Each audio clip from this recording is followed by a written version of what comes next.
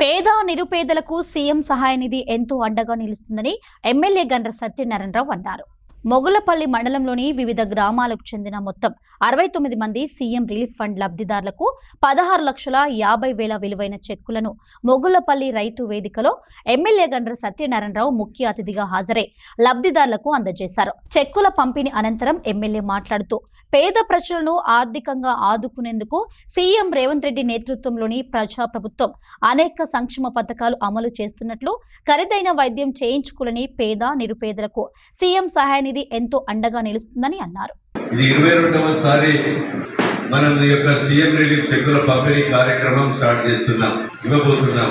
అంటే మనం ఎమ్మెల్యేగా నేనైన తర్వాత 20 నెలలు పూర్తయిపోయింది.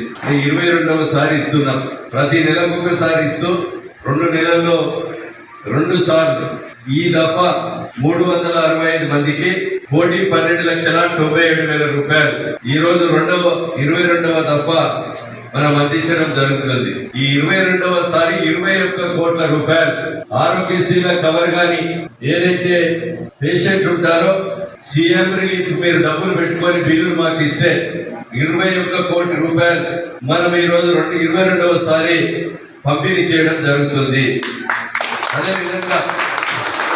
అదే కాకుండా ఆరోగ్యశ్రీల కవర్ కాకుండా డబ్బులు పెట్టుకోలేని పరిస్థితి ఉన్న పేదవాళ్ళకు కూడా సుమారు 1,100 మందికి 10,000 నుంచి 20 లక్షల వరకు కూడా డబ్బుల ఖరీదు నుంచి ఫ్రీగా ఆపరేషన్ చేయించాలి.